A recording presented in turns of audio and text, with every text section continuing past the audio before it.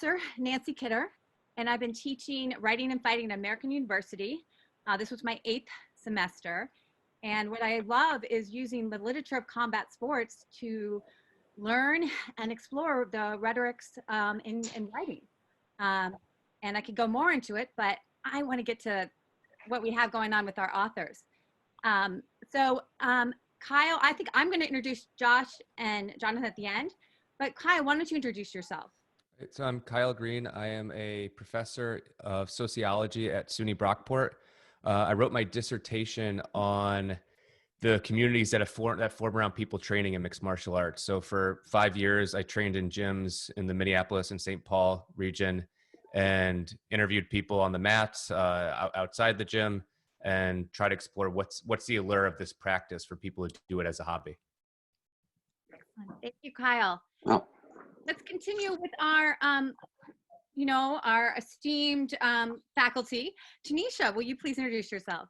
Sure. My name is Tunisha Singleton. I have a PhD in media psychology that I earned from Fielding Graduate University.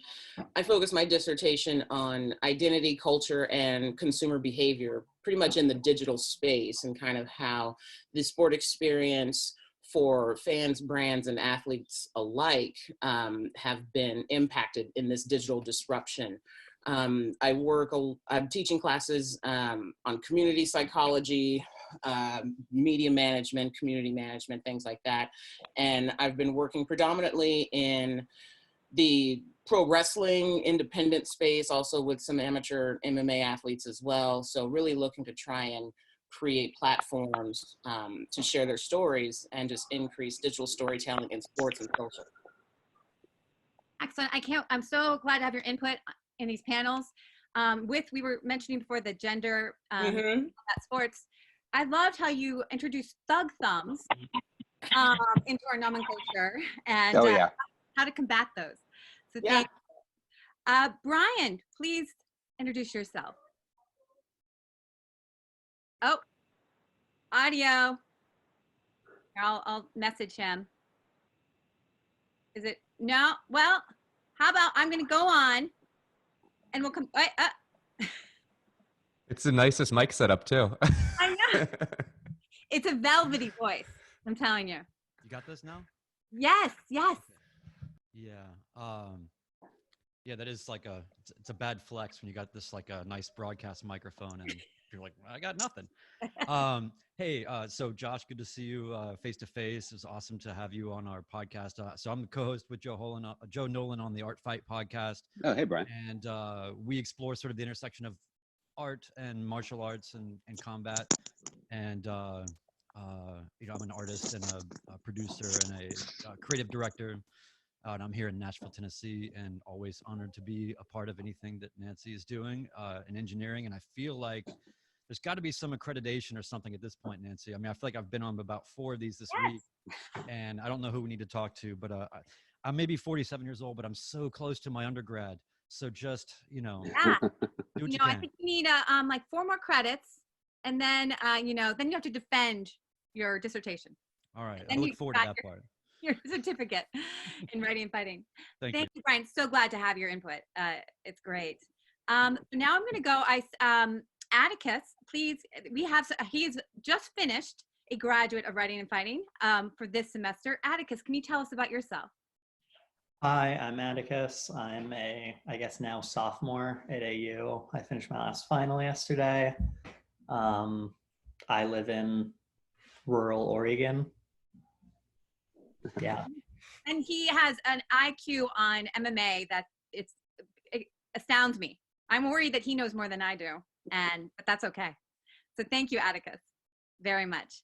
Brad, an alum and you are officially graduated soon, right? I graduate in 3 days, yeah. So. Okay. And you're going home for your graduation? Yep, going back to Pennsylvania. So to introduce myself, I'm Brad Ramon. I am one of Nancy's, Professor Kidder's students from her first semester at AU. The first time she taught fighting and writing.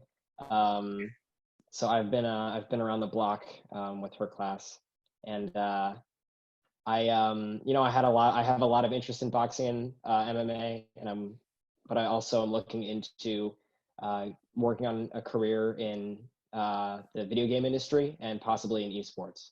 But the conversations around traditional sports are profoundly impactful and important on that community. So I'm very excited to be a part of this.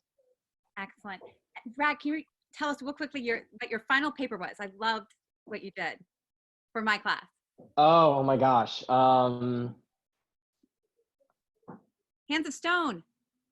Yeah, I know. I'm sorry. It's, you know that phenomenon where you get asked a question, it just runs right to your head. So, well, yeah. I'll tell everyone at the end. Yeah. Okay. All right.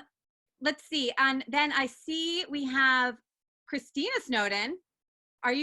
Would you like to, I assume you are the spouse of Jonathon, and I think I've seen you on Twitter, a big wrestling aficionado. Are you going to participate, please? Or are you just an observer? I'll take that as an observer, but please chime in if you would like to. All right. Hey, I'm sorry. This is Jonathon. I'm using Christina's computer, so sorry for any confusion. We totally thought that Christina just didn't want to talk to us. Yeah, I mean, she would big time you, but she's not over here, so I can bring her in anytime. If you want the better half. She shows up on my screen as a participant. So, but no, she didn't ghost us. That's all I care about. But no. All right. Now let's get to class. Welcome. It's Writing and Fighting. It is May 6th, 2020. And I am very excited about my class because we're really going to deep dive into long form writing, in particular nonfiction. We have, first off, we have Josh Rosenblatt, who has been a big part of our class. His text, Why We Fight, is something that we've used that came out in January of 2019. Am I correct, Josh? Mm-hmm. Yes. And I've used it for 2 semesters, and it's so wonderful because along with the narrative of your autobiographical quest to, as a 40-year-old, decide to become an amateur MMA fighter and actually get into the cage, you analyze why humans fight. You go back through psychology, biology, the texts of literature from Dante to Mary Shelley. So my students, it's so great for them to see how these narrative threads, and we're going to talk more about it, intersect, and how you can construct this kind of a pulsating, threading narrative that pushes everything through. So, and also what I love when you come to our class, because you always have a guest speaking role. You've already been on this virtual, you were the first class of this virtual spring. You've been in my students' head, and it's so weird for them to meet you. It's like meeting a rock star because they've been reading your story for the past 2 months. So, we always have a debrief after saying, oh my gosh, I thought he was going to be like scarier, or, so we appreciate that we have that opportunity. All right. It's a pleasure to be here. It's always a pleasure to be here. And I'm glad as a rock star, I could wear my finest gray t-shirt for the occasion. Well, yeah, you look something. Are you wearing the American hat? And, oh yeah, I've got my American University hat, which you gave me as a gift the last time I spoke to your class. Yes. No. This thing is a lifesaver because I haven't had a haircut in 2 months now. So this is doing me a huge favor. I get it. Understand. Thank you, Josh, for being here. Now, Jonathon Snowden, I'm going to read this because I find this so interesting. You quit your job after September 11th, 2001 to join the United States Army, where you trained in Brazilian Jiu-Jitsu and the Army Combatives Program and fell in love with the UFC. You are a former radio DJ and television producer who worked for the White House Communications Agency in Washington, D.C., and you currently work for the Department of Defense while also being a senior writer for the Bleacher Report. And you have just released Shamrock, the Most Dangerous Man. Right? Is that the full title? I want to make sure I get that right, Jonathon. It's the world's most dangerous man. Yeah, that bio sounds ridiculous, but it's kind of it's true, believe it or not. It's all true. Well, I want to learn all about this. you know, because what I think is so interesting for my students, and I want everyone, this is a roundtable, please chime in here. I guess I want to know the origin of why you guys decided to become a writer. It's not an easy pursuit. It is actually, I think, one of the most masochistic things you can do to yourself is decide this is going to be my living. But, you know, Jonathon, can we start with you? Sure. Why I wanted to become a writer? Wow, that's a big question. I'm not sure I fully understand yet. It's always, other people's stories have always compelled me. And I think that's part of why I do this, is to share like other remarkable people and their journeys with the broader world as best I can, I think is kind of my aim. I was a journalism major in college. I was the editor of the newspaper, so it was kind of a path I was on. And then I figured out how much money you made in newspaper journalism and found a different path for a little while, and slowly kind of found my way back to it. Like even when I was doing other things, it just the idea of telling stories was always so powerful, and eventually I did find my way back to it. So I guess I find myself compelled almost to do this kind of work, even though when you start thinking about like how much you get paid per hour and stuff like that, it can depress you pretty quickly, but that doesn't seem to stop me. So I'm not sure if that was a good answer, but that's mine. Well, I'd really like to understand, you know, because of your diverse background, what were you doing September 11th? And can we go down that road a little bit? Like what I was doing in my life, I was preparing to take the bar exam. I had just graduated recently from the University of Georgia School of Law.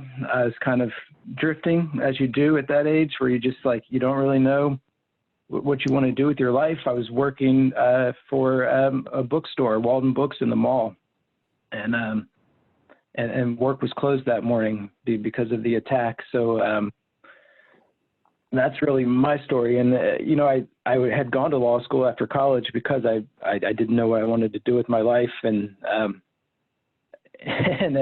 still not sure. So I guess I was looking for something, and maybe September 11th kind of propelled me in a certain direction. So it gave me a path, at least for a little while. And so what was your passion for martial arts before that? Because it sounds like the Army provided you that opportunity. Yeah, you know, so prior to joining the Army, my experience with martial arts was really limited. Just, you know, doing karate. I'd done a little bit of judo. This was when I was a kid, really. And I was a big fan of the original UFC. But, you know, I approached it you approach it in a different way before you actually try it, right? Like you think about it differently.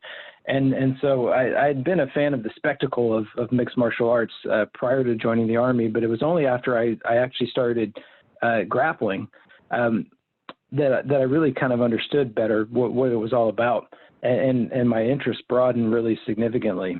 So because it is really fascinating when you understand a little better some of the human dynamics of it, the physical dynamics of actually fighting, it becomes much more interesting than just kind of watching two human rock'em sock'em robots, you know, throw bolos at each other, although that's also entertaining. So it definitely broadened my interest in it and my respect for it.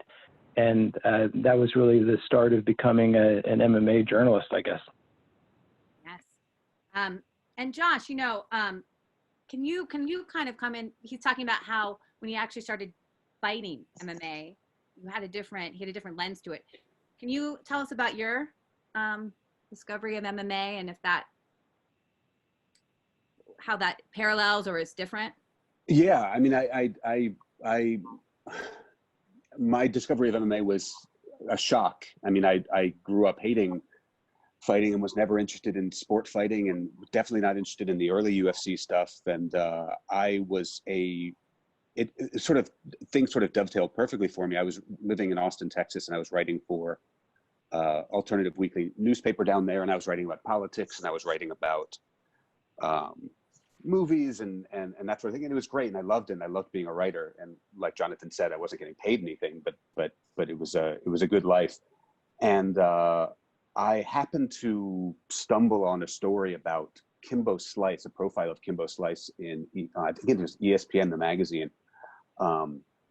And I didn't know anything about him. I didn't know anything about MMA. I just knew that I had seen some footage at some point of MMA and was completely sort of repulsed by it. And I read this story and I became fascinated by his story. He was doing that, the backyard fighting and everything. I mean, it was still like, you add in the sort of grainy YouTube footage and just the idea of paid backyard fights, and that definitely makes it even more sort of unnerving to think about. But the story was well written, and his story was sort of compelling, and he was a compelling guy.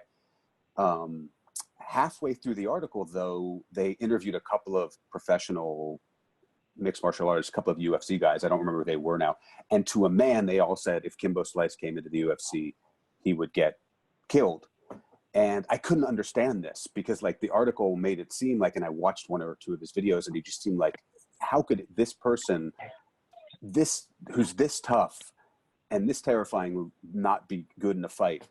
And it sparked my curiosity enough to be like, I feel like I need to at least understand. I guess I had never really thought about fighters, and particularly cage fighters, being trained. I just sort of thought it was all about toughness and sort of like the what kind of energy you exuded. I think of my entire understanding of fighting to that point was probably cinematic, like the toughest looking guy or the toughest seeming guy was the one who was going to win a fight. So I ended up watching a couple of MMA fights, I don't know, on YouTube, and stumbled into this world of fighting that I just knew nothing about. And I think I had reached a point in my life where I was I didn't know it, but I was looking for something completely new and completely different and completely 180 degrees away from where I'd been living my life up to that point. And I don't know what it was. To this day, I can't really explain it, but I just fell in love with watching really great fighters. And it was just so new and so different to me.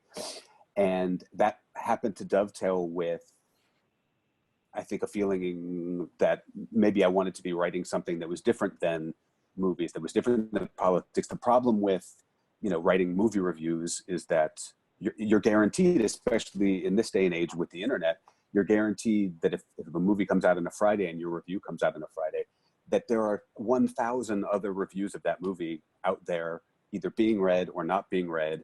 And I kind of had reached a point where I felt like the stuff I was writing was just kind of being thrown into a giant hole, never to be read and never to be seen or heard.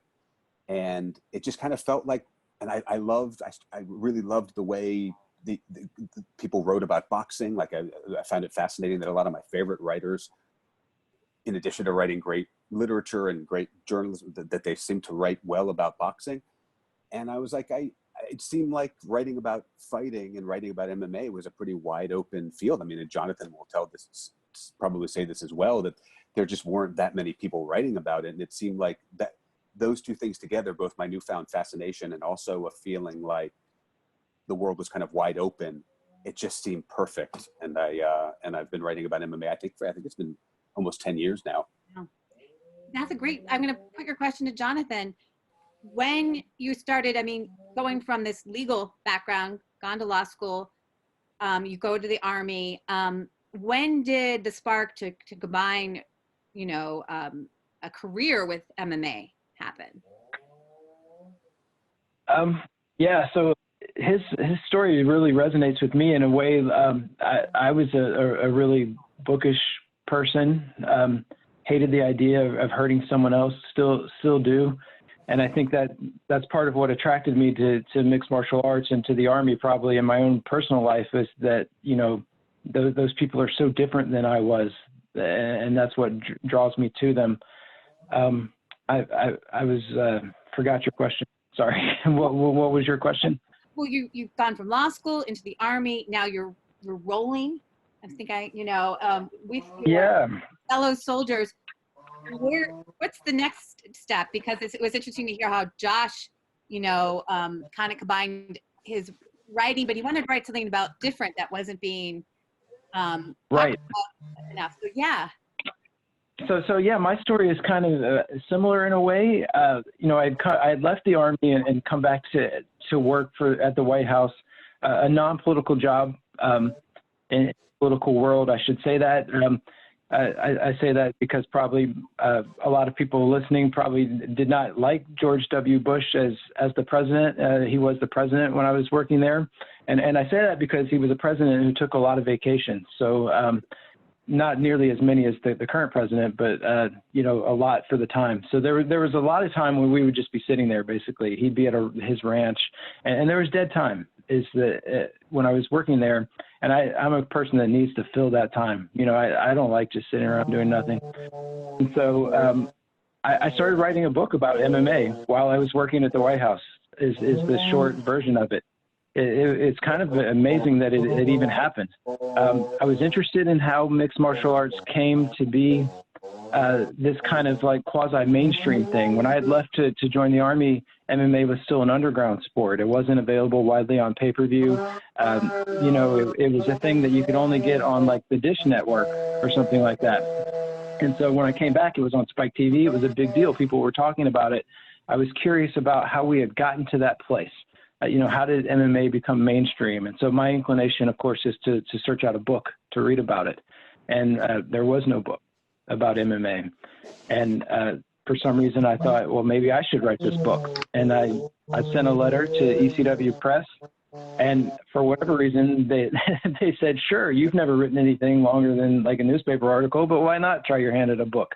And that's how I started doing this. My first project as a professional was Total MMA, which is kind of a short history of the sport. I love that, Jonathan. That's like when you're thinking about writing a project, you're trying to come up with something to write, and someone always says, like, you read it somewhere and it says, the best thing to do is think of a book that you would love to read, and if it hasn't been written yet, write it yourself. And you're like, if you're lucky enough to find that book, but that's amazing that you like actually had that experience. There was a void that you wanted to fill for the sake of your reading, so you had to write it yourself. It's brilliant. I mean, it's amazing, and if there had been that book, I probably wouldn't be doing this. Right. You know, I wanted to read that book so badly that I literally wrote it, and I don't know. I mean, everything about it just it seems wild that me, a person with no experience, no background, I didn't know anyone in MMA, that they would take this chance on me. They said, hey, write a sample chapter. And I did. And like Josh was saying, at this point, this is 2006, 2007. Someone like me with no background at all could just by picking up the phone and just like kind of trying real hard. Like I got to the point where I was talking to MMA stars. I'm talking to like Randy Couture. I'm talking to Ken Shamrock and Frank Shamrock and all these other people just off the street. I'm not sure you could do that today, but at the time, you know, everything just kind of came together in this perfect storm that really allowed me to find a path in my life. So I don't know. I'm pretty grateful that I had these opportunities. That's very cool. Yeah, no. So Total MMA was your first book. How did you go about selling it or finding a publisher?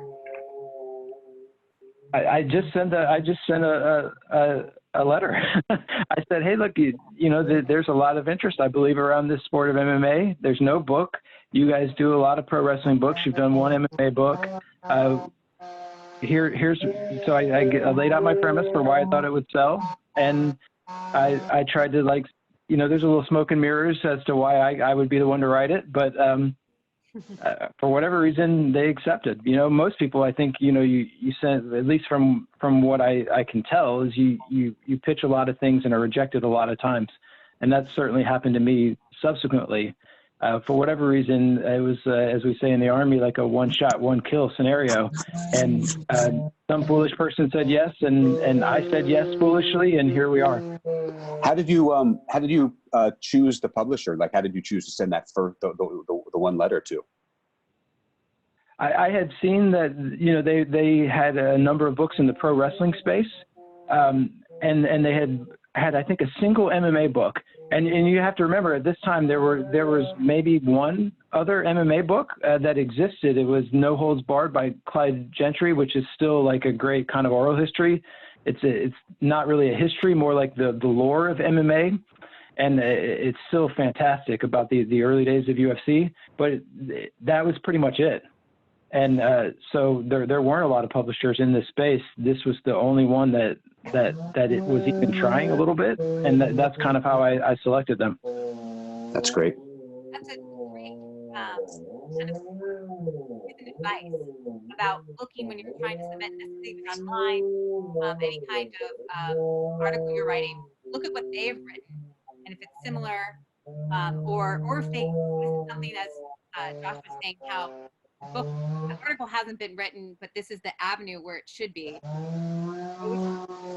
reminder, students, Atticus, when I want you to start looking for a place to put your paper. So, by the way, Jonathon, we're getting a little feedback from you, I think. Is there like a grass cutter or something? Oh, sorry. That was me. I just moved. Ah! Yeah, someone. I was going to say, I hear the crazy noise, but I don't think it's coming from me. But someone's chainsawing. Is that better? Yes. And I apologize that I put that on you, Jonathon. Josh. That was all me. It was all me. Moving. No. There's so much I want to cover. And please, everyone, Tunisha, Kyle, questions about, I really love to know about your creative process here. So you said you got to know these MMA fighters because the community was small and very open, that you could go up to them. Is that when you first met Ken Shamrock? I talked to Ken Shamrock on the phone. I wouldn't say we had like a significant relationship of any kind. Ken was one of actually among MMA fighters was probably one of the hardest to contact at the time. He was a significant star in a way that most MMA fighters just simply weren't at the time because of his wrestling background, I think, more than anything. So he definitely wasn't hobnobbing with the likes of me.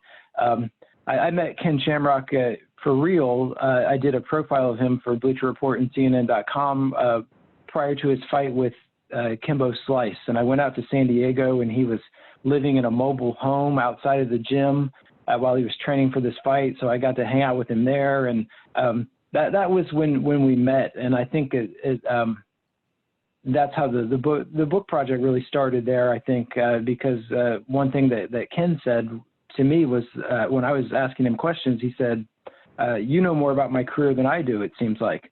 And that must have stuck with him because eventually they came to me again down the road about working on a project together. Yeah. So when did you come up with the idea? You said you met with him. How long has this process been? Well, so I met him for this at this fight, but prior to this fight, and then like you do in this industry, I'm not a person that keeps in constant contact with the people that I profile and write about. I'm not in the friend business of trying to be buddies with MMA fighters. So I didn't see Ken again for a time. And then I happened to be covering his fight with Royce Gracie in Houston. So I came into contact with his entourage, basically his manager, and Guy Metzger was there, and Frank Shamrock was there, and we had dinner the night before the fight. And they were telling me all these stories about Ken. And that was kind of when I realized that even though there are two previous books about Ken Shamrock, and of course, Ken Shamrock has done thousands and thousands of media interviews, I realized and I thought I knew a lot about Ken Shamrock. It turns out that we didn't really know much at all. We knew the kind of public face they had attached to Ken Shamrock, but there are all these amazing things that I learned over just the course of an hour, and I started thinking there's something here. And long story short, they came to me later about helping Ken. They wanted me to help Ken write an exercise book, and I had zero interest in that. And I turned it down. Obviously, I don't know anything about exercise. I'm a scrawny dork. I'm totally unsuited for this book. But for some reason, I started thinking about that dinner, and I went back to them the next day. I sent them an email and said, look, I don't want to do this exercise book. I'm not right for this project, but I would be interested in writing a book about your life. And I don't know why they were, it's just like the other case, I guess. Like, I don't know why they shifted gears and were like, sure, maybe we don't want to do this exercise book. I'll tell you everything about my life instead. I don't know why they decided to do that, why they said yes. He may have some buyer's remorse now that the book is out that he did say yes to the project. But once again, here we are. So that was 2017-ish, I think, maybe late 2016. We first started talking about it, and we had some hiccups along the way, but it's definitely been quite a process. Partly his fault, frankly, being difficult. And partly my fault in the sense that I have two other real jobs, and this is the third thing I was doing. So fourth thing, if you include my family. So it's been quite a struggle and quite a process. I can only imagine. In our class, what we love, I think that why combat sports is so, you mentioned Josh, cinematic, but why it lends itself to the narrative is that you have usually these rich rags to riches, underdog stories, comebacks. And I think that Ken does embody all of those. Can you tell us some of the story, or at least, what are up to? I've ordered your book. I'm one of those dinosaurs. I like a hard book copy, so I haven't gotten it yet. But I've read some reviews. Can you tell us some tidbits that you uncovered? Sure. So part of it, I think, is like, so everyone knows kind of the broad strokes. Not everyone, but a lot of MMA fans know the broad strokes of Ken's life, that he had this bad childhood, that he went to a foster home, that he ended up with this guy, Bob Shamrock, who kind of put him on a path to harness his gifts, his physical gifts, and put him in a good direction. I think you sort of understand what that means to a certain extent. But if you come from like a middle-class background like mine, you don't really understand what that means. And so some of the details of the things that he went through as a kid are pretty stark, and it's pretty shocking stuff. And you see from that how it kind of drove the rest of his life, who he became. It all started from these terrible experiences. And so that was one thing that kind of surprised me, even though I thought I knew about it. And then some of the other things are just how wild his life was as an adult. You're talking about a guy that started dealing ecstasy while he was a TV wrestler, a WWE wrestler. He's dealing drugs just for the thrill of it. The sheer debauchery of his life as a professional athlete on television. You think you understand what that means, but the level of detail that they went into is kind of surprising even to me. So if you ever wonder like what it's really like to be like a star wrestler on TV, or a UFC fighter who's quasi famous, this book has a lot of those kind of entourage-y stories as well. And then finally, I think like we all kind of suspected there was a reason that Ken is fighting into his 50s, and there was, of course, and what happened the short version of it is that while he was making $1 million+ a year as a WWF wrestler, and then, $500,000 to fight, they were paying no income taxes. And so he ended up with a tax burden that hit almost $1 million at one point. And so that just kind of is a thing that spirals. So you owe a bunch of money in taxes. And they try to pay it off as best they can, but then you get hit with late penalties and you get hit with fees, and it's just like this cycle that continues and continues, to the point that even when I was interviewing him just 2 years ago, they still owed almost $200,000 in taxes. And so it's just like, it's really what drove that second half of his career, where he, I started to feel bad because I was one of the writers that was, snarky on the internet about, why is this pathetic old guy still fighting? What's his deal? This is sad. Like, he just needs to quit. It's easy to say he just needs to quit. Meanwhile, he can't quit, or at least he feels that way, because what else is he going to do? How else is he going to meet this burden? He's got 7 kids. They've got a bunch of grandkids, So he's in this really remarkably difficult spot. And so so even the second half of the book, even after, it's way after people were interested in him in a significant way, but I still found it really compelling to hear these stories. And, like family friends saying, he's fighting some guy you've never heard of in Louisiana somewhere, and his wife is in the mezzanine breaking down into tears because he's out there doing this.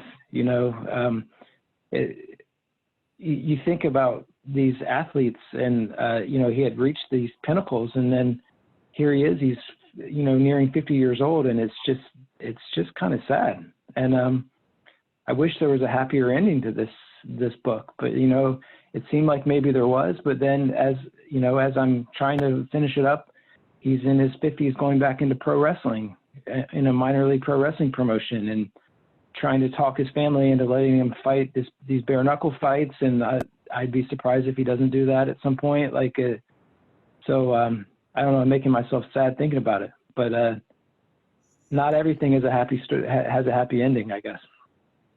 No. Did I spoil the whole book? Nobody wants to read it now. Have you spoiled the whole book? Please chime in here. I think that, we're all lovers of combat sports, and we have these sometimes over romanticized versions of it that you see, the end of Rocky but actually we talk about this in class, students, right? That most fighters, there's this third act, right? They're coming up a lot of times from a poor socioeconomic background. You've got to fight out of something. It's that Hagler line about it's easier to fight off of concrete than silk pajamas. I wish I knew that one off the top of my head. And then they have the time where they make it big, right? And they finally get to the point and they make money finally. But then they have entourages, and they have promoters who take advantage of them. And then there's the third act. And, even Muhammad Ali, was still fighting past his prime and did not have the money that probably he should have. And, and it's so interesting that I'm wearing my UFC, from number one, the person who put UFC, who won this match and, or didn't win actually, but was involved in it. But it was very pointed that he didn't win, because I think if he had won, who knows where we would have gone, because it showed that Brazilian Jiu-Jitsu was such a crucial part of this. He's having this third act. Does anyone else have any thoughts on this? My thought might be a little bit of a digression, or at least kind of a walking back a little bit, but I can't help but notice again, and while I love these panels too, Nancy, because when you have different people on, you find these sort of correlations, right? And what I'm seeing here is both of you have this sort of native curiosity that is a really entrenched sort of native curiosity to your life and how you look at the world. And you sort of have these kind of mutually, you have these sort of unforeseen sort of outcomes of having that curiosity, like how the hell am I now in a cage fighting, or, writing about this, or any of these things. And I think we all have sort of our own path into this dark world, right?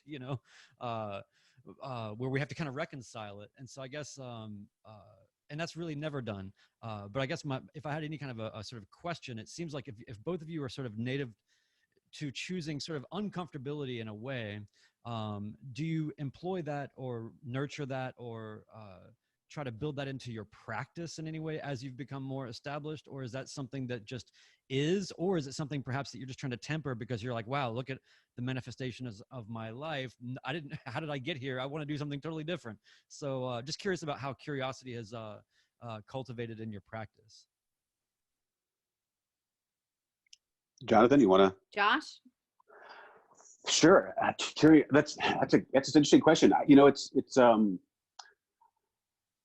I was just sitting here thinking to myself, and my book has been out for a year now, and I've been done writing it for 2 years now, and the struggle is still kind of on to figure out what the next big project is. And one thing I've definitely had to wrestle with since I finished the book is that I probably am never going to find a book and a project that satisfies my need for new experiences and for, as you say, sort of uncomfortable experiences, something that really is sort of a war against boredom in the same kind of way. Because the sort of rebirth in terms of interest and that I found in both writing about fighting and fighting myself, it just doesn't. It might happen for other people. It just doesn't happen that often for me. You know, I could sort of maybe put 1 or 2 times in my life where I felt like there have been these sort of rebirth moments, and the fighting one was a really, really huge one. So one of the things that I've really been going back and forth with ever since I finished writing the book is that I can't look to my second book as being as life-changing and psychologically, aesthetically, emotionally, physically significant as the first book is, because unless I'm going to be like a gimmick writer who says now I'm going to learn how to, you know, bullfight, or now I'm going to learn how to jump out of airplanes without a parachute, you know, just sort of, you know, adrenaline chasing, thrill chasing, which is not like me at all. Unless I'm going to go down that path, you can't just sort of snap your fingers and find something that's the most important thing in the world to you in every aspect of your life. So I guess the long and short of it is that I don't know. All I know is that, like, there was sort of a confluence of events in terms of my looking for a writing project and my looking for something new in my life that fighting satisfied, that just I've resigned myself to the fact that that's not going to come around a lot. You know, it's I've been obsessed with fighting now for 10 years, and that's 10 years out of 44. So, like, to think that you know, that something else is going to come around and perform the same role is just probably delusional on my part. So there really is a certain amount of, the second book has to be a more toned down, the fascination has to be sort of more intellectual or more cerebral, and that I still have not quite resigned myself to that. I'm still not. I still don't like it. It lacks blood. You know, it lacks a visceral quality that really bothers. As much as I love writing, as much as I love sitting down and being a nerd and just choosing the perfect word and choosing the perfect sentence, having that tied into something that is in the body and is connected to the blood is just much more thrilling to me, and I'm not sure how to get back there. So I don't know if that answers your question.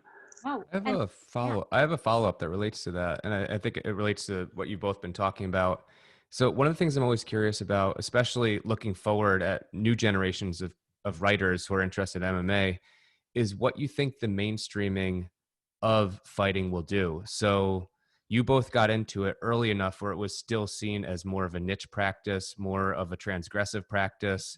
The idea of you starting to fight in your 30s was seen as kind of strange. The stories that Jonathon got about Ken Shamrock are not the traditional stories you would hear in something like football or basketball or more mainstream sports. When you started writing, people didn't know what MMA was. People didn't really know what the UFC was. Now everyone knows what it is. So what does that do to writers moving forward? I mean, what does it enable? But also, do you see any challenges in that as it becomes something that people just know about and it is not seen as bizarre or strange anymore? You know, one thing that I was thinking about, if I could jump in about that. Oh yeah, for sure. And that the mainstreaming of it touches upon what Josh said earlier about Kimbo Slice. There's more touch points now. When things kind of become more mainstream, now there's much more ways that people can become introduced to something, right? So it's backyard fighting, and now getting into into professional fighting. It's backyard wrestling getting translated into becoming a mini clique and an independent organization, to now the launch of a new promotion. So I think, like, with that exposure, it comes like this head and shoulder programming model of, like, here's your main event, right? Or like, here's sport, and now here's all that supplemental content that supports the game or complements the overall experience, right? That's why we have fantasy sports, esports, video games, pre-story, backstory, features. All of this shit is just to support and supplement. That's like the heart. That's why it's called like shoulder programming, because that's often what the fan favorite stuff is. And not only really becomes possible, I think, or at least blossoms and is fueled by a mainstream engine. Of course, that's more of like the positive side of it, where I think the negatives can be that that bloodstream of it, the passion can get diluted a bit, because it looks now like it's a copy and paste thing when it's not, because there are guys living in, you know, motorhomes outside of a gym, right? Like there's the bad side of it, you know, where there's the struggle, there's the blood, the sweat, the tears, the family, the taxes, there's all of that stuff that doesn't get exposed in the mainstream, because that doesn't, you know, sell cereal. You can't put that on a Wheaties box, right? So I think that, you know, that I wanted to throw that in there, because I think that's some of the good and bad, the yin and yang of when things kind of become mainstream. And that's what I think some of the struggle might be for long or short form writers as well, because for me, like, I started in the narrative background. I haven't written a book yet. I just finished my first proposal, and it's out in the publisher. So I'm like, I got that off my back. But one of the things I noticed from even my early days in screenwriting is that writers don't write. Like, writers observe. You observe first. You write with your senses. I think the gift that writers have is the ability to translate what they see, what they hear, and what they feel into the written word, and to be able to connect the dots between all of those touch points, like I talked about earlier, about like a shared passion or that sheer curiosity that Brian was talking about, because that's what fuels kind of this entire human experience and what pumps the blood through us, you know, like per what Josh said. So I am kind of curious if anybody else feels that way about like that writers observe first, because I think that's the part of sports and storytelling. Because how often have you seen something on the news where you'd be like, you can't make this shit up? You like, that's just too damn good, right? Because we can't. I'm not that clever anyway. All we do is observe it and translate it to others, because half the time the shit just writes itself. That's great. I love that how you brought in that there's the yin and yang, that we're as compelled by the positive, though. I think, though, you know, the struggle is something that I don't know if we like to observe that as well. It'd be interesting. Jonathon, do you have anything to put forth in this conversation on that? Yeah, there's a lot going on. We've got a bunch of really good points. I think that she's absolutely right, at least when I consider myself. So much of good writing, it starts with just observing, listening, watching. When I've been a feature and profile writer or a historian in this case, like I really like to be present. You know, I can't write for shit just watching it on TV or talking on the phone. I mean, that's how a lot of my work. So maybe I'm I'm diminishing myself, but you really can't do a good job covering athletes if you're not present. So I think that is important. Absolutely. As far as like, as you know, how I think kind of the gist of one of the questions was like, how am I going to do this, right? Like how am I as a young writer in this space going to find a job? What is there for me? And I agree to a sense. It was hard to beat down doors and write total MMA, but it was also easy because there was access and it didn't matter who you were. You could make it happen. Today, like I was saying, you couldn't do that. So I think that MMA is going to become much more like writing about traditional sports, where there's like a handful of beat writers that are established at major publications. They're going to do that style of work. And if you want to find your way into the industry, it's going to have to be like what you see like in basketball and other sports, where analytics and these other avenues are going to be your path, where you're doing something that's not being done by these mainstream writers. And so I think that'll be the way forward for new people wanting to explore mixed martial arts. At least that's one way, I think. For me, I think you know, like I relate really strongly to Josh talking about his second book, and you know, not sure what he wants to do and how he's going to meet the success of his previous work. Like, can can he do it again? Like I feel that like deeply. It was 8 years between my last book and this one. I thought I'd never write another one. Don't say that. Don't say that, Jonathan. Sorry. What are you doing to me? Because I did feel that way though. Like I felt like, what's going to interest me enough to take this on? And Ken Shamrock happened to check those boxes, but I've done so many things, like you say, fighting boredom in a way. Like I started writing a history, then I was a hot takes guy for Bloody Elbow and sites like that. Suddenly I was a beat writer of covering MMA. I hated that. Then I became a profile and feature writer. I've enjoyed that. I transitioned into pro wrestling. All that is a fight against boredom and lethargy and falling into a rut. Like for me personally, I can't imagine, I don't want to say anyone's name. I can't imagine being like a guy at the front row of every UFC show asking the same questions. Can you talk about this at the press conference? I would rather be dead. At least within the industry, not like literally dead, but I would rather not do this work than do that kind of work.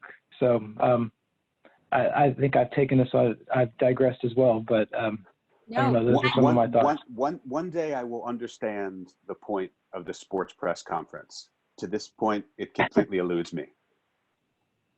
I agree. I have no idea. I would be at the events and it's like, that's not where the action is. The action, if you're at a press conference, is on the back wall where the managers or other fighters are standing. You know, that's where you get the interesting stuff, not listening to some guy give his spiel or, you know, two guys pretend not to like each other or whatever. Yeah, I'm with you. I remember when I first started working at Vice, when I started Fightland, that my publisher and I would get into arguments about that there would be a press conference in town or something like that, and he'd want me to go. He'd say, "Oh, I got you your press badge or whatever."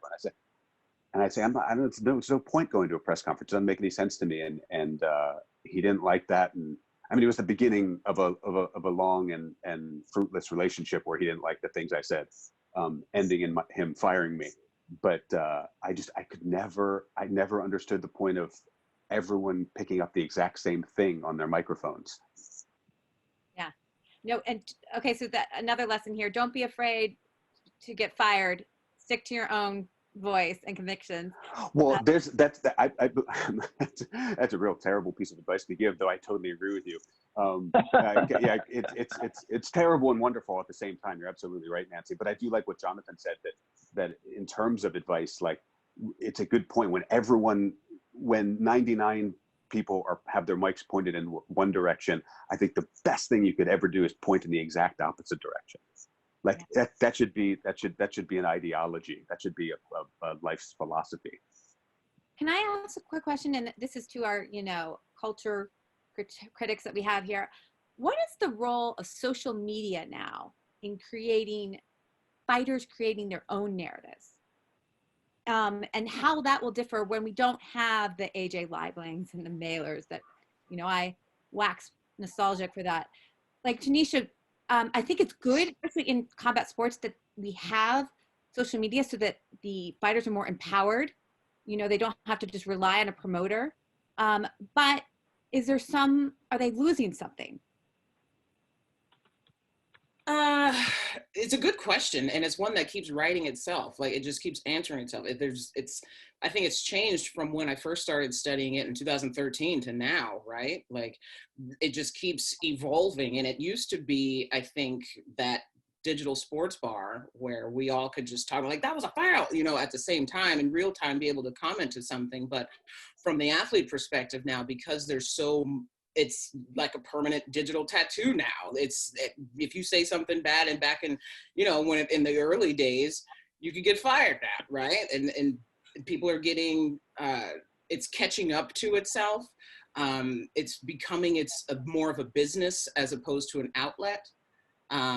It's been a topic of conversation even with, The Last Dance, like this Jordan piece going on. Like, if that was around in the 80s and 90s, are you fucking kidding? Like, those guys, like, we wouldn't probably revere some of the folks that we do now. So it's interesting because is much more looked at as a business now.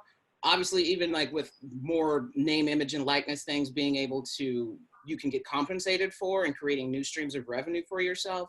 So I think they're there's been several athletes that I've worked with, like in indie wrestling at least, that have asked me like, okay, help me create content to increase my digital presence so I can become more appealing to sponsors, to create new partnerships, to rep and affiliate with the business itself so that we can put on more events. If we get sponsors, then we can get more money, then we can pay for better talent, we can support the talent and create a great fan experience like for the fans in-house, right? So all of that means that what's being created on social has to be much more strategic and poignant and on point.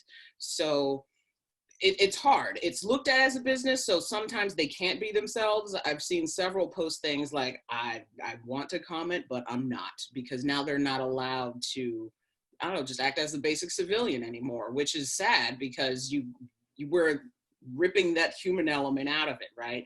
We can't respond as we naturally would and how like a fan can, because they have money on the line, right? They have stakes on the line. And if there's a difference of opinion, then all of a sudden, cancel culture is a thing. So it's a complicated answer, because I think it keeps trying to correct itself, and it's just becoming this huge, huge engine. Does anyone have a response? Like, yeah. I was going to say, I think that's such a good answer, and you can see it even in the language used by athletes, where athletes refer to themselves as a brand, which we've known for many years that athletes are a brand. But the fact that the player themselves says, I am the brand, we didn't hear that 10 years ago, even though it was true, but you just didn't hear that language being used. And I would say the one positive, if we try to be in academia, we're not really good at being optimistic. We're better at being critics of culture. But I do think the one positive is athletes are getting empowered to have more of a political voice. And because you don't have to have the journalist censoring you, or you don't have to have the public media specialist. We're seeing that a little bit in MMA, but there's been such a dramatic shift in places like basketball, where 10 years ago to speak out on politics, you would be punished severely. And now, partially because of the lead of LeBron James, you see lots of athletes doing that, endorsing candidates, making a stand about why we should vote or what we should vote for. So I think there is something good about not having that filter, but yeah, you perfectly captured all the dangers of that. Yeah, it's interesting because even how that, how that's entering at least the MMA space, right? Like you've got Colby Covington, right? Yeah. And so then it's where it's hard to find, if I can put the fan hat on and take the expensive PhD away, it's hard to figure out when I'm being sold something and when things are just natural, right? Like even the Cejudo, I'm like, okay, are you just playing up the gimmick now? Or same with Covington. I'm like, okay, so are you really like the MAGA truck guy? Or are you just trying to get appealing to Vince McMahon? Which one? Because I think that some are, putting it on a little bit to try and, because they see that story and personality is what's selling and what's making headlines, because that's the mainstream massive engine. But it's hard to figure out like when you're being sold something, when they're putting it on to be the brand, and when they're just being themselves. So that's why the word authenticity, I think it's used too much, because you can't figure out like what that is anymore. How do you know when someone is being real? And it's interesting. But yeah, per your point, like even the political stuff, like LeBron James, and they're saying, like with Jordan, he's like, Republicans buy sneakers, shit. So that conversation's being brought up now. And it's because LeBron was born, me and LeBron are like the same age, like 36. So it's like, he and we have social media, right? Jordan didn't. So if he had tweeted that now, right? Like how would things be looked at differently when we, figure out who's the GOAT or whatever? People are like, well, then they make all these little sub-critics like, well, he's the GOAT off the court. But like on the court, it's Jordan. So it's like, why are we making all these divvying things up? Like the point is though, like you said, that social media has just become so complicated, and it just depends on what your intent is. Are you looking at enhancing your digital presence so that you can become more popular to brands, or are you just using this or are you trying to double dutch between like business and just fan? It does seem like it points to an interesting way that we've seen the mainstreaming of MMA versus other sports, where in basketball, athletes are looking at themselves as a brand, and they're taking the model of almost being a politician, or in terms of being very safe, thinking about what the sponsors care about. In MMA, we see the brand following the professional wrestling model, like you were pointing out. So instead of the athlete wanting to say the very safe statement, we have the athlete saying the dramatic thing, or saying the thing that they know is offensive. So it's this kind of weird, again, it's that weird niche that MMA occupies, where it's sport, but also professional wrestling, but also spectacle. And I mean, you could trace it back to Jonathon's book. Ken Shamrock was as much a professional wrestler as he was a fighter. So that always affects the culture. It's a really, and even now with something like the coronavirus, instead of taking the very safe path, we see the UFC athletes saying, no, we're going to be the ones who go straight ahead, and we're going to fight, and we're going to actually defy the rules and regulations. So it's a very bizarre space. Yeah, wrestling and fighting, that's what's out. Yeah.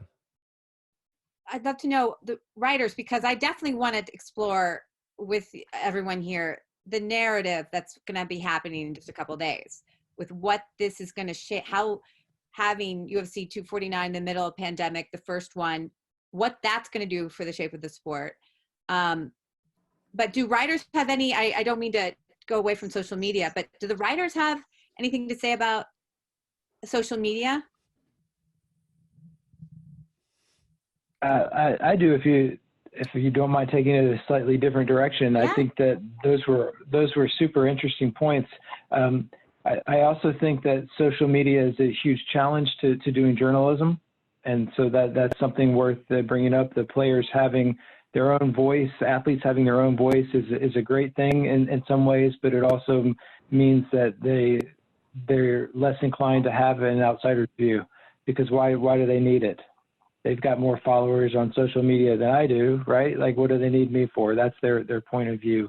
So in some ways, that's a real challenge if you're looking for the truth about something, because you're only getting their happy version of it. It's like someone's Facebook feed where it's like nothing but smiling pictures as they're going through a tumultuous divorce or something, right? Like that's what social media is. So a lot of it's a lie. And it's like the antithesis of journalism. And we see that, like, not just in like someone like me not being able to get access to do a story on an athlete, but also in like these documentaries that we all are watching and celebrating. You see like Kevin Durant, you see the UFC, you see most recently Michael Jordan doing these like ostensibly objective documentaries that in fact the athlete is a producer on.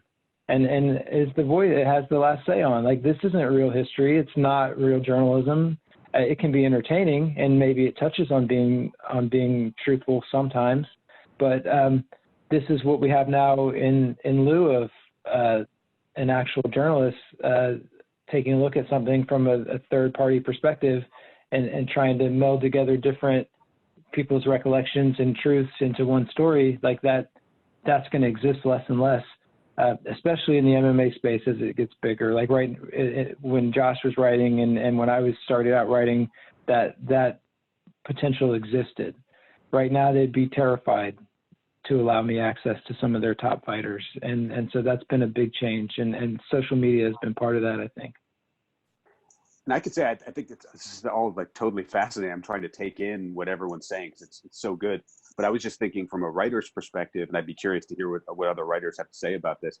I know that for me, and I tend to be more like Jonathon's perspective is fascinating because he's doing the profiles and so much of what he does is dependent on access, and athletes not putting up guards and not putting up not letting their brand get in the way of their humanity.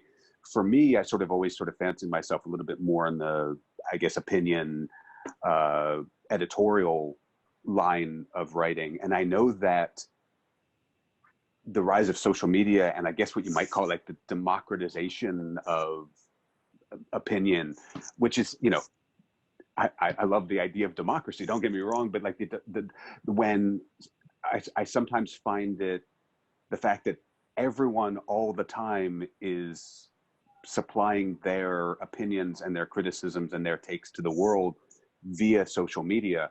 There have definitely been times when I'm again, this is probably a writer's problem, but when I'm trying to motivate myself to write, when I'm trying to motivate myself to communicate something that I think into words, sometimes it's hard not to sort of see the entire world at this point just being a giant, just a constantly turned on open tap of opinion coming from every direction.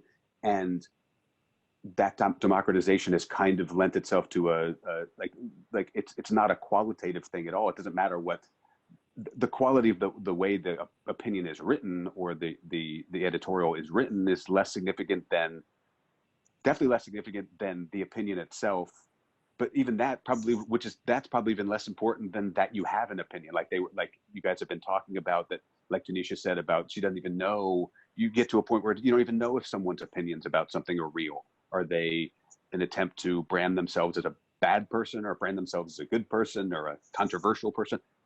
So it's almost like, it's like you're like 3 tiers removed from trying to figure out how to be a good writer in this time period, because the first thing is that the most important thing is that you make some noise, that you get noticed, that your opinion breaks through the static. Then comes what the actual opinion is, and whether that opinion is actually legitimate or not to you. And way down the line, way down the scale, down the mountain, was that opinion written well? And there are many times when I find myself sort of agonizing over this word or that word or this, and where I think to myself, why? Like, we've really reached a point now where literally everyone in the world is getting on their phones and telling me exactly what they feel, or the exact opposite of what they actually feel about this thing that I'm trying to write about. So it's, I know that from a writer's perspective, and we were talking sort of, I know that the topic of this was long form writing. When you're thinking about sitting down and writing something for an entire year, and a year before that thinking about it, and the year after that editing it, it can sometimes feel like you are completely suffocated by the fact that a billion people have gotten to the subject before you did, simply by getting on their phones. Do you think if you could take this yourself from 10 years ago, or Jonathon, you're taking yourself from 15 years ago, looking at the media landscape and where MMA has gone, would you become a writer that pays attention to and focuses on MMA? Or do you think, I mean, you each entered the space at a time that you could do what you wanted to do because those books and that type of writing didn't exist. Now those books do exist. Now you see the power of social media, the criticisms that you've both presented. Would you still become writers? I can say from my point of view that I would, and I would still probably be writing about MMA, even with that knowledge, simply because for whatever reason, and I have no idea why, and it sounds like, based on when Jonathon was talking about the various writing jobs he's had since he published his book, he's probably in a similar frame of mind. For whatever reason, fighting is a muse to me. I don't know why. It just inspires me to write. It's like when I write about fighting, it's a lens for me to view the world through. Like, I find it very difficult to write a straight opinion piece about a political opinion or about a social issue that I find valuable, something I hate, something I love. MMA and fighting is such a human thing, and such an eternally human thing, that I find it to be a great lens through which I can write about things without coming at things straight on. It gives me an angle that makes me comfortable. So I don't think, even with all the, and I have gone through periods with MMA, especially in the last couple of years, I think about the, in particular, the McGregor Mayweather press conference tour, or the rise of Colby Covington, or, as Nancy will tell you, in the last month, with Dana White insisting on MMA returning in the middle of a pandemic. I've gone through periods with MMA where I'm completely repulsed to the point of, smoke pouring out of my ears and want nothing to do with it. But that doesn't change the fact that when I sit down to write about the sport, I just write about it as well as I write about it better than I write about anything else. So I couldn't imagine giving it up and not doing it, because I just don't know what else to write about. And to be totally honest with you, like, if I'm going to allow myself to be paralyzed by the role of social media on MMA, and the rise of certain cultural issues related to MMA. I'm going to be paralyzed everywhere. I mean, there's nothing about MMA that makes it any different than anything else. I mean, social media is everywhere. Hot takes are everywhere. Controversy mongering is everywhere. Trump loving is everywhere. So in some ways, I sort of cherish the fact that MMA is still kind of, we keep talking about it as being more and more mainstream, but the people talking about that are the 8 people that are on this call, or the 10 people who are on this call. I mean, to this day, the majority of people have no idea of 90% of what we're talking about. And I think that probably saves it for me, because it's, as you say, it's not untainted by everything else in the world. It's tainted on a slightly smaller scale. It's a hell of a point. You're right.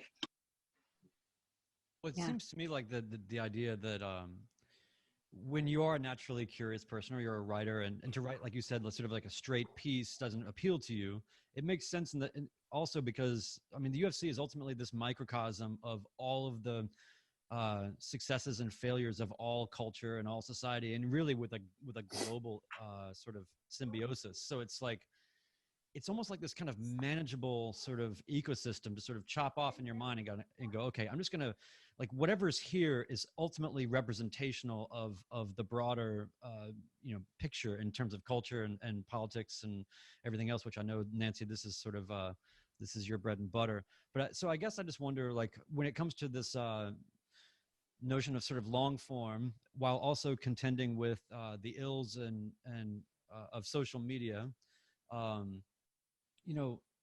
maybe I know, as I'm not a writer, but I've done a lot of writing, and I understand that really you got to have a point, right? You got to have something that some thesis or something you're fundamentally trying to sort of assert or argue.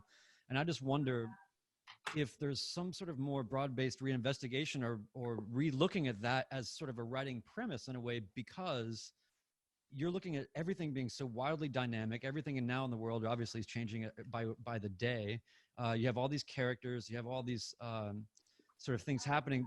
It's so hard, it seems to me, to sit down on an idea for a long period of time and say, this is the thing. Whereas perhaps obviously with the Shamrock story, it's more like, I'm just going to write a testament and an account from a perspective of someone's existence and relate it to these things more broadly for something to be left interpretive probably to other people. So I guess I'm just curious with respect to long form writing, how do you weigh out sort of the dynamism of the social media and the culture with this sort of pre-baked kind of assertion that has to be put into a long form piece typically?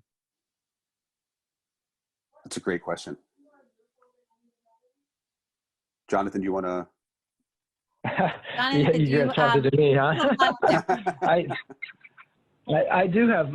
So I think that's a very good point, and it's well put. And I think that would be difficult, and maybe that's why I didn't try it. For me, it's much easier because the things that the ideas I'm grappling with happened 20 or 30 years ago. I don't have to worry about that at all. The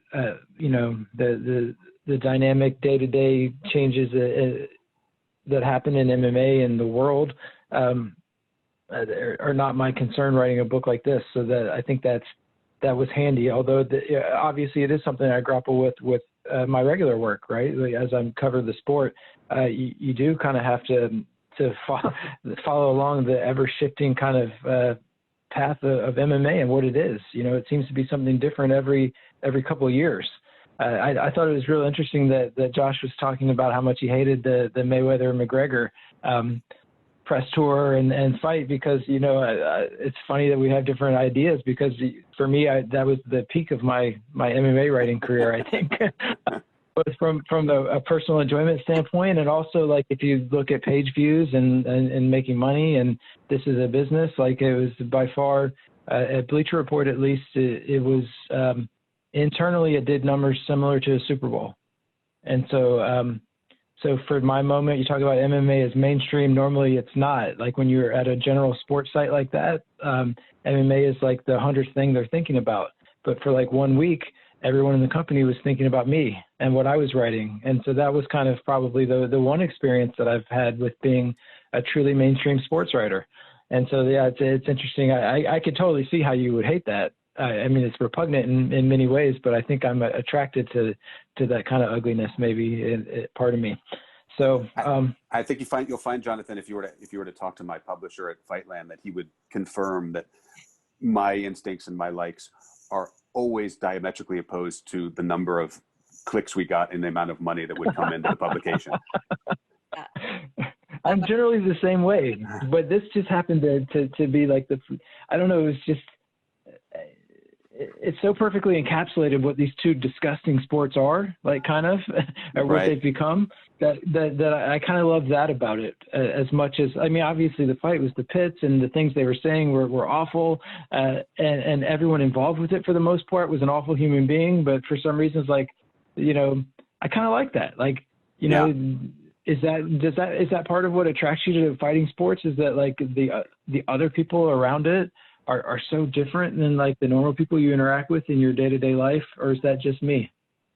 Yeah, and gosh, this is so great. I want to pull some of these threads together, but I hear you, Jonathon, in that because Josh, we've tried to do some collaborations. Kyle, the only time I can get some of these more popular publications interested in me was that Mayweather McGregor, because the whole world was paying attention to that maybe as a spectacle, but it brought people into that attention so that I could share my story of, wow, these are narratives of combat sports, and we've had combat sports forever, and you know, race is always a part of it. So I kind of enjoyed that we could enter that space, that public space. But to this end of what we're talking about, long form, and you say, Jonathon, that you weren't really thinking about, as Brian said, the meaning that a project's going to be, right? What is writing? You're just taking chaos and putting words to hopefully have something that connects to the human experience. What I love about that is that one of my third project, as Atticus will know, is that I have my students pick a fighter or a fight, and they have to, and Jonathon or Josh, you know about this because that's how you found me.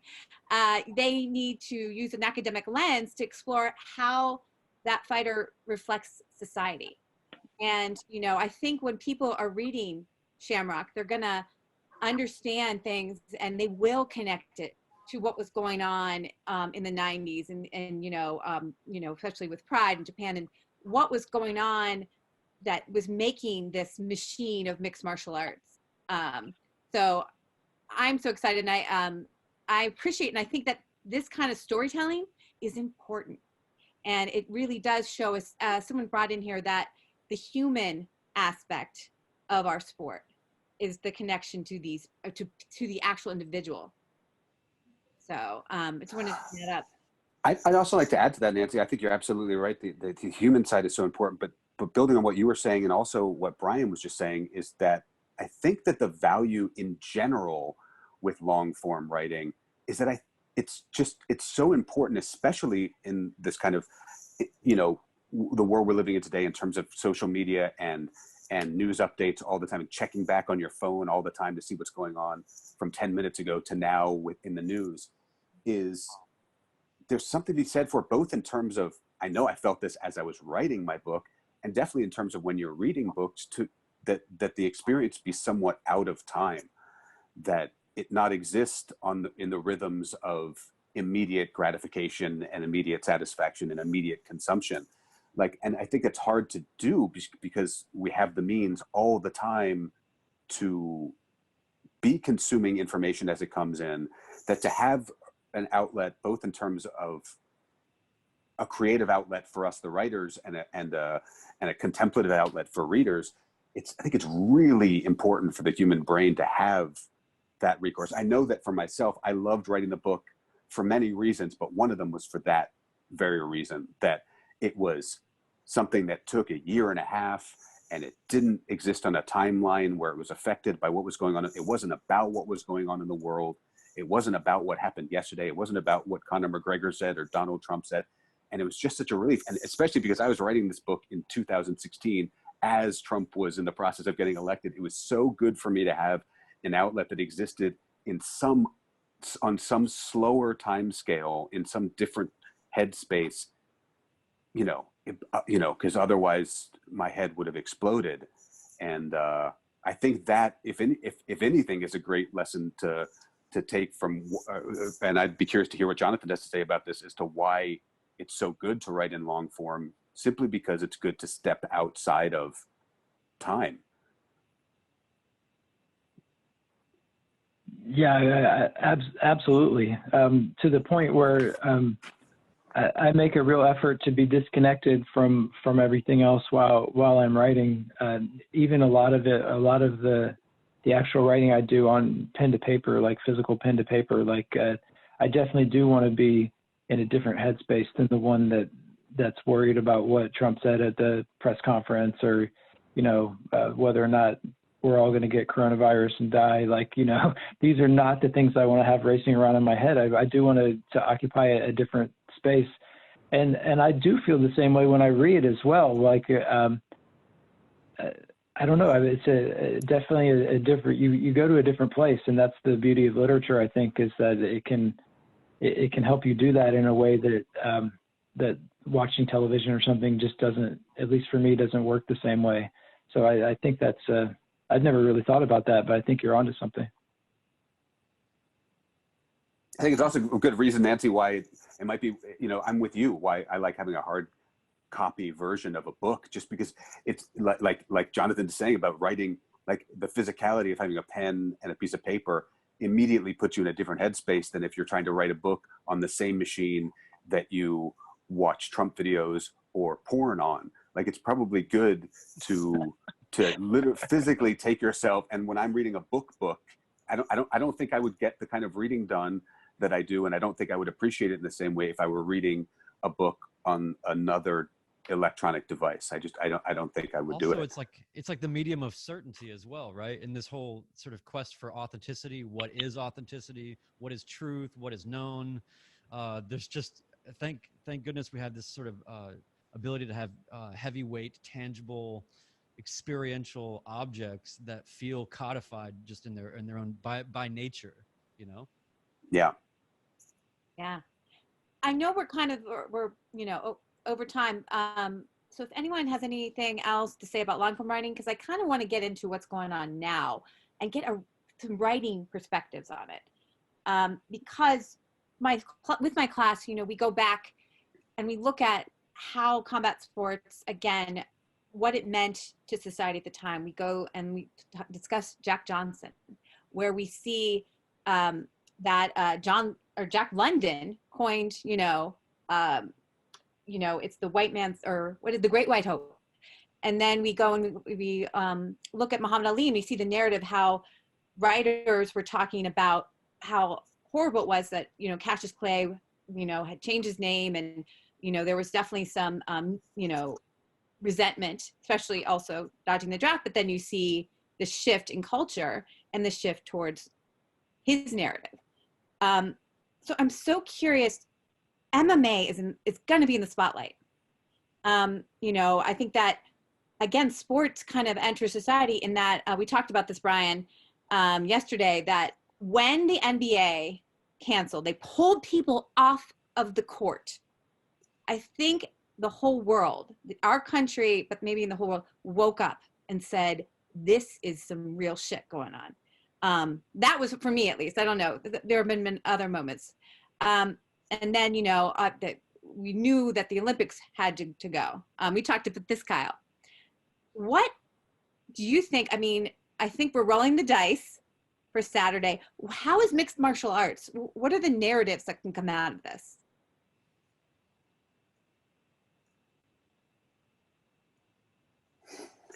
Well, I'll jump in. I mean, Nancy and I, you and I have talked about this a lot for the past month, ever since they were trying to figure out if they could still have, when they were first canceling 249 and talking about putting on the reservation in California and Fight Island and everything.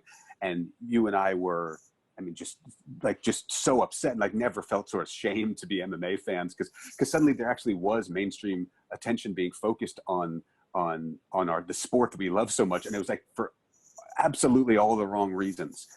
And it just, I know for myself, I've been livid about it the entire time. Not only because it's like so, and for so many reasons too. I mean, it's obviously dangerous and careless and like inhumane, and just like, and it's confirmation of Dana White's like mini Trump status, just being like indifferent to science and indifferent to expertise, and just like, you know, believing that your own sort of sense of toughness will transcend something as significant as a public health crisis. But also because, you know, like, I mean, it's really brought into bold relief, like you were talking about, how they found out that that one basketball player tested positive for coronavirus, and the sport shut down like that. And it shows you just how important it is for athletes to have unions and collective bargaining and have rights as employees. And the fact that you know, you're not going to get the NBA back on the court until the players agree that they're willing to go back on the court. And watching the way Dana White and the UFC have handled this whole thing, and watching how the fighters have had to respond as a result, it's just like, it made my blood boil from the first moment up until now. And I still am disgusted by the fact that they're planning on putting this thing on Saturday, and it looks like it's going to happen. And you know, as much as I'd love to not be bored and to have some fights to watch, it's just I find the whole thing completely reprehensible. I don't know, in terms of crystal balling, I don't know. I have always felt that the downside was far more significant than the upside for the UFC. I don't see whatever money they may make from the fights this weekend, or whatever attention they may get because there are no other sports going on right now, I don't think it's going to offset the sort of reputational hit they may have for being the first ones out of the gate so irresponsibly. I don't know for sure at this point. You know, like I'm you know, searching for and relying on people's sense of humanity to be a gauge of how successful or unsuccessful something's going to be seems to have gone out the window. But I would hope that, even with my love of MMA, I would hope that MMA would take a hit and the UFC would take a reputational hit for going forward with this. But fuck, man, I mean, Trump doesn't even seem to take a huge hit for telling people to drink bleach. So I don't, I don't even know anymore. Kyle, do you have thank you, Josh, because I think you've demonstrated that it's also, we're rolling the dice. So the thing is, and maybe Kyle, you could talk about this along with that. What if that it all goes okay for the UFC? They roll the dice and we win. Kyle, were you going to comment? Yeah, I mean, I'm just going back to Josh's comments, and I've been thinking this through because I have a very similar reaction to what you've had, and Nancy and I have talked about this before. We were thinking about trying to write some sort of short op-ed responding to this, but the one thing I'm wondering is, you're seeing this as this very negative representation of MMA, but on some level, maybe this is what MMA is, right? So there's a lot of cultural divides with MMA. There's definitely fans and fighters who are not happy about the decision. But there are a lot of fighters and fans who are happy about the decision. And there's a project I'm just starting to work on, and we'll see if it comes to fruition. But I'm interviewing fighters who are mostly people training in grappling, who only do it as a hobby, not professional fighters, not amateur fighters, who are continuing to train during this time. So finding spaces to do it, basically not thinking coronavirus is that much of a threat, relying on that narrative that we're strong enough, we're healthy enough, maybe it's a little bit blown out of proportion. So this is this in a way is MMA culture, as much as we detest and are disgusted by certain elements of it. And I'm just wondering how we navigate that as writers and researchers, where we have a story about MMA, about this thing that we love, but we also know part of the story, and Jonathon was referring to this earlier, there's also part of the story also is the McGregor-Mayweather press conference, and part of the story is Fight Island. And part of the story is that we haven't seen fighters successfully unionize. So what do we do with that? And I struggle with this personally. Yeah, I don't know what we do with it. I will simply say, though, that I think that I don't think people's opinions about these things are firm and fixed, and I don't think that to a large degree they don't come from the top down. And if we had I mean, there are plenty of basketball players and basketball fans who wish that we were playing basketball, right? There are prominent basketball players who are outspoken flat earthers. I mean, like, there are plenty of sports fans of all sports and movie fans who would be more than happy to go back to a crowded stadium, and basketball players who are happy to play, and there's no doubt about that. The same way, you know, all of us wish that we could go back to eating in restaurants and going to bars and the whole thing. But what makes the situation we're in so distressing is that the person who's at the top of the pyramid, who's supposed to be telling us things that we should actually be hearing, is telling us things that we want to be hearing, even though they run contrary to common sense, common decency, and public health.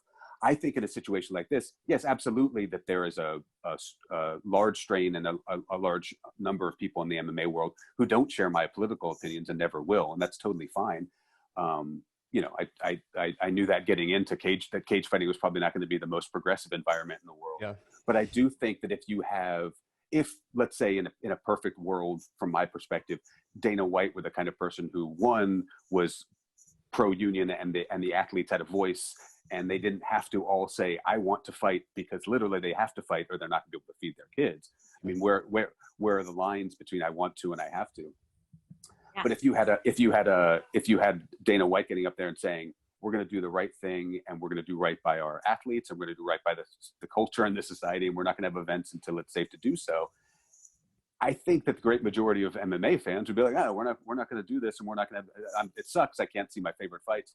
But they would kind of repeat the line that was coming at them. The problem is when you have these people like Trump and like Dana White who make a point of flouting, you know, science and expertise for their own sense of pride or toughness or whatever. There are enough people out there that just, they grab onto that and they run with that. I really do. I think the majority of fighters want to fight. I think when it comes down to it, the majority of fighters, because I want to fight. I haven't sparred in 2 months. I'm going crazy here. But I think the majority of fighters want to make money and be safe. And if you took it out of their hands and said, hey, we can't put on fights, but here's your paycheck, I think they would be a lot like everyone, all the rest of us who are bored sitting at home. They'd be like, well, this will do. Yeah. And Jonathon, I'd like you to weigh in here too, because Josh, you talk about how, like, you hope that, man, you know, if this doesn't go well, you know, that maybe they suffer for it. They deserve it. It's their bad karma of the UFC trying to do something that's unsafe. You know, however, I have to, like, what pops in my brain is that when we think about Rumble in the Jungle, and do we think about the fact that there were 1,000 or so political prisoners underneath the stadium in Zaire?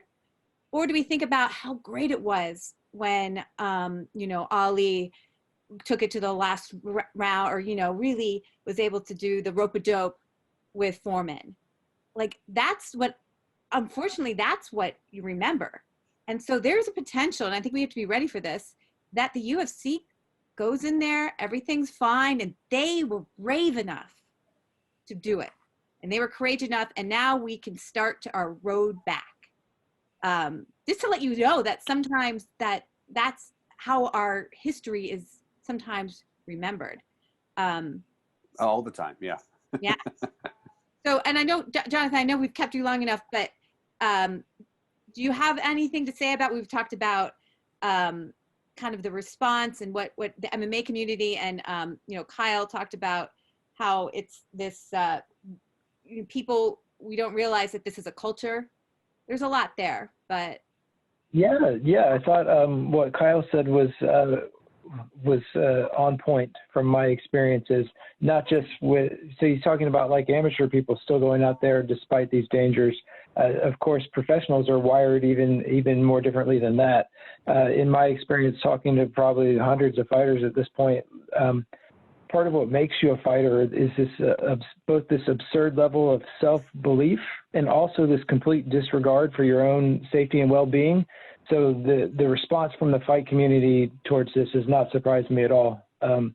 I would have been shocked if they had any other opinion than, well, of course, I'm not going to get this, or if I do, I'm too tough to get sick from it, and not to disregard also the lunatic right fringe. There's a lot of weird beliefs in the MMA space, conspiracy theorists. So all that combines to create like a culture where, of course, they were going to go forward with this fight. I kind of look at it maybe from a slightly different perspective, in the sense that more than MMA at this point, I'm covering pro wrestling, and both major pro wrestling organizations have continued to hold shows behind closed doors, much like this UFC event, to at least not any kind of like no public issues that we know of with the coronavirus. So they've had weeks and weeks of taped television, taped in a very similar environment to this. I believe possibly even in the same location for some of it, if the UFC is going to Jacksonville. So I've sort of watched for a month people successfully do a version of this. And so maybe I'm less hesitant about it than some others. I'll deny I said this if someone gets sick. But so that's just my personal experience, having seen someone successfully do it to two companies, that maybe they're not wrong that they can limit the numbers and do it in a way that they aren't creating a danger to public health. So that's something to consider. And then also it's partly, I think, because of where I live and in the rural South now, working for the Army at an Army base in Southeast Alabama. Not just that the political climate here is different, but also the fact that we're just not touched by this in a way that so many other people are. So I think for a lot of people, it's much less real than if you live in Seattle or you live in New York or your family does, where it's like, yeah, you sort of hear about this on the news, but it's scientifically, it's stupid to say, well, I don't know anybody that has coronavirus, but we don't know anybody that has coronavirus, right? So it's, and we don't know anybody that knows anybody that has it. And so it is easy to say, well, maybe it's really not that big a deal. So not to defend the people who are supporting something that's unethical and immoral possibly, but also the existence of professional prize fighting is also immoral and wrong, probably from an ethical level. So we're already well on the path, and it may be too late to get off of it and become a decent human. So I don't know. There's a nihilistic part of me that says, let's just go with it. I mean, we're already here, right? We're watching people, we're paying people to get brain damage on our behalf, right? Like, how much worse is this really? It's all a potential. It's all a bad thing, right? On a certain level.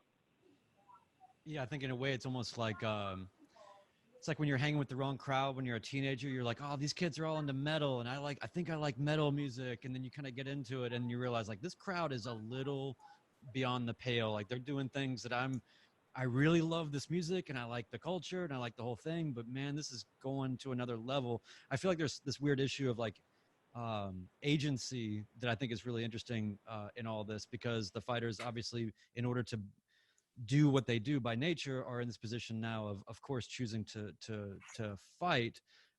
Meanwhile, people like, I suppose, us are sort of in this kind of existential dilemma, because what we love and enjoy and most want to see, I mean, and ultimately anybody that's into narratives and curiosity, now you're going to see this whole thing happen under these new constructs and this weird reduced way. I mean, I'm really fascinated. We were talking with Robin Black about this idea that we're going to be able to hear everything, and it's in this sort of stripped down approach, and the how the commentary will be affected. I mean, there's just so many things around it, but I guess I just wanted to say that it is true. Like in the South here, you don't get as much of you're dealing with a cognitive dissonance that is really in the absence of this kind of, nobody's experiencing anything, so it's not real to them necessarily. But yeah, so anyway, I just wanted to kind of chime in with how I think that the essence of agency with respect to fighters in this climate, and with the blind will of somebody like Dana White sort of running the path down, is a weird existential challenge, I think, for all of us at every point, because we're wrestling with mortal fears and considerations. Meanwhile, we're all sort of willfully, like you said, Josh, happy to watch people get punched in the face all the time and enjoy it. I do think, and this might be just repeating Josh's points, but as a fan, the hardest thing to reconcile is we like the idea of, oh, the fighters get to choose whether they fight, but in reality, we know that's not true because fighters get on the list of fighters who said no if they choose not to fight, and that hurts their careers. And so knowing that there isn't that sort of union power, knowing the history of the UFC pressuring fighters to take fights they don't want at times they don't want, that's the hardest thing, because we can tell this story of agency, but we know it's not there. And then hearing the discussion of, certain regions of the country where there's lack of belief in the coronavirus, or they haven't been hit as hard. That is another reminder of why, if the UFC chose not to go forward with it, it would be so valuable. Because I do think, like the NBA was a moment that convinced a lot of us this was serious, the UFC could be doing the same thing, because sport is a model of how society could be. And when, like Josh was saying, when Dana White is the one leading the way, it is pretty scary. So I mean, just a repeat of Josh's points, but it is I see the horror as well. Yeah, Kyle, and I take your points too. And Brian, are you saying the cool kids of MMA community, they don't get together and talk about long form writing and the cultural impact? That's not regularly done. 240 characters is the new definition of long form, I think. But everyone does who loves MMA.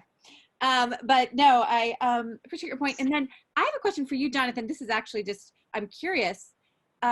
You say that wrestling, they've been doing their, taped live shows. Are the people coming from different areas of the country, or are they local in Orlando? So it's a little bit of both. And it has been kind of interesting. I don't know the details. They've been really quiet about how and why they've made the choices they have. But it seems to me that a lot of the people from the West Coast are not participating nearly as much. So I think there's a limit on plane travel. It seems like it's completely, like, legitimately up to the wrestlers in AEW. I'm talking about here. WWE is it's much more like UFC, where I think you can get on a bad list, and that's not where you want to be. There's also the similar parallels with Vince McMahon and his family and Trump. So it's very much like UFC and Dana White in a way. So I think that's different. For AEW, which is the other promotion, I think it seems like there is an element of choice. It does seem to be mostly people that can drive to the venue, and so there's maybe a slight degree more of responsibility while being grossly irresponsible. So that's been their experience and how they've done it. I do think that UFC presents a very different scenario, where they are flying people from all over the country and in an airplane, which seems to increase the danger of it. And so yeah, I don't know.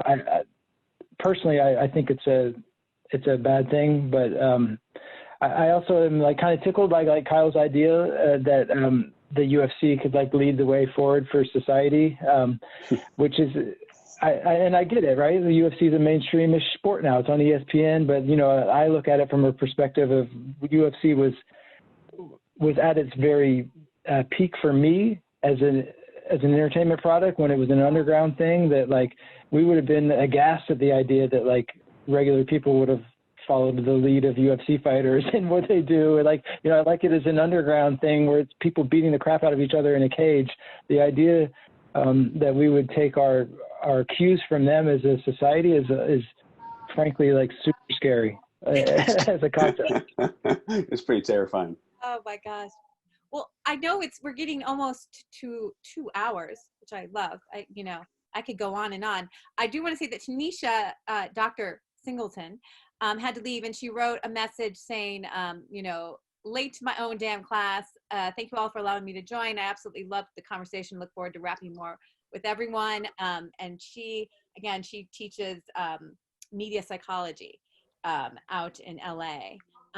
So I guess let's just do a quick wrap up of any last thoughts. And then I also want to make sure, Jonathon, your book is officially out. When's the publishing date? May 1st, so it's very new. Very new. now a book tour in COVID is challenging. Are you doing Yeah. Are you doing anything? Is Ken Shamrock doing any kind of interviews? So yeah, this has been the COVID has been a huge challenge for me personally doing this. We didn't really talk about this, but so I had previously written for ECW Press. I had a contract with them that I asked out of. You know, I was of the belief that I could do a better job myself. And frankly, it didn't make sense to give 88% of the revenue to a publisher that was basically turning to me to do what I considered the bulk of the work. Of course, now having done some of the other work, I understand that maybe they did more than I thought. And so that's a different story we could talk about another time. So this is not just my new book, but it's my first book that I've published under a new imprint. The idea is going to be to do combat sports books specifically for an audience of combat sports fans. And so not only did I have the challenge of writing and now selling this book, I'm trying to produce this book in the time of COVID-19, which has been a huge challenge. The original place that was going to print the books is closed because businesses in their state are closed. So it's been hard. So I ended up taking it to Amazon, which for whatever reason, because business works the way it does, they can publish books much like UFC can hold fights, I guess, probably in some irresponsible way. And some poor people are going to be subject to the coronavirus maybe to print these books. But Amazon can do it where my printer couldn't. And so the book is right now being printed by Amazon. Eventually there'll be a hardcover printed for me. Time, I don't know. So everything has been in flux is the answer to your question. So it's been a really interesting publishing process. I mean, being a writer, again, is a masochistic thing, and it's already an upward battle, but it sounds like you even got it, it's, vertical, what you're trying to climb. But please, though, it's available on Amazon currently. And, is there anything else you want to add, Jonathon, to the conversation, or about where people can look you up on Bleacher Report? I know, just that this was really, I didn't know what to expect from this, but it was really fascinating to hear all the points of view and so many thoughtful people participating in the conversation. It's not the conversation that I'm used to having about mixed martial arts, which is normally, someone saying I'm a dumb asshole over and over again on Twitter. So this was fun. I really enjoyed and I look forward to maybe I'll even watch some of the other ones that didn't include me, because I do think there were some fascinating viewpoints here, and I think I could probably learn a lot from engaging with some of this. So thanks for having me. If you missed that Twitter response, we could add some of that. We could have done a better job with that. If there's somebody that's just been waiting the whole time to say, like, you dumb, like, you please, by all means. I'm here for you. I'm available for it. Yeah. And your Twitter is JES Snowden or JE Snowden? What is Yes, that's right. Got it. Well, so please, and so if there has been a lurking troll, there's where you can go. So let's go around here. Josh, any last final words, and where can people find you? I'd like to echo what Jonathon said, that these talks, you're really killing it, Nancy. These talks have been really brilliant. I mean, I've known you for a little while now, and it's been great, like, coming to your class stuff. But this quarantine generation of talks have been really great, bringing a nice community of people together. And Jonathon's right, like being in the arena with some extraordinarily intelligent, well-spoken people talking about MMA is a great thing, and the challenge. So thanks for doing that. And I just want to say to congratulate Jonathon on the book. I mean, it's a huge achievement, and the fact that you're adding writing and publishing, you're adding to that, like taking care of the distribution and that stuff yourself, I think is remarkable. And I look forward to reading it. And it was great to finally be able to meet you. Oh, thank you so much.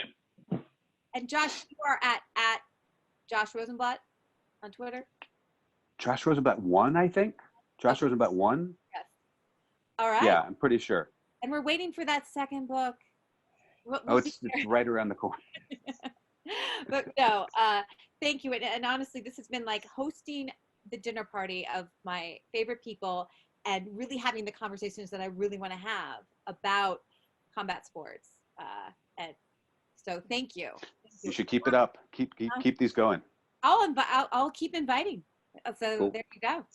Brian, tell us any last words or where we can find you. I mean, ultimately, I'm going to thank you every time, Nancy. These are just fantastic.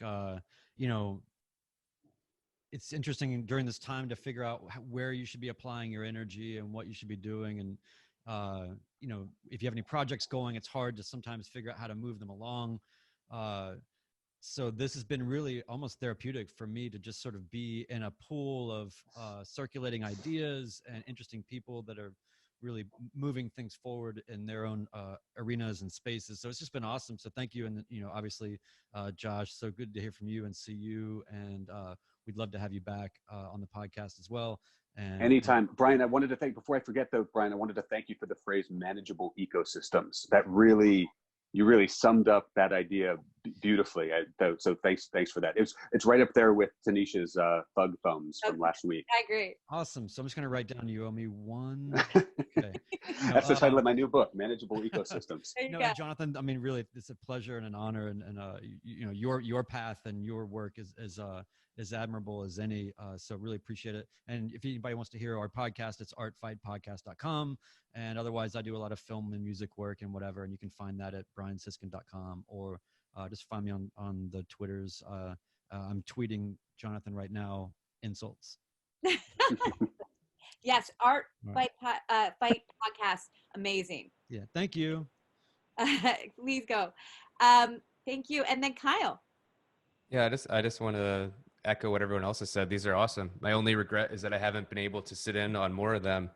And I think it speaks really high to the MMA community, where you've been able to reach out on short notice to a lot of people, intelligent people doing interesting work, and people are willing to sit down and talk about it. So I think we sometimes forget that is part of the MMA community, and it really matters. So every time I do watch one of these or sit in, by the time I'm done, it gives me a little bit more motivation to get back to writing and research, which is good, because with all the teaching and all the service commitment, it's easy to forget about that. So this is great.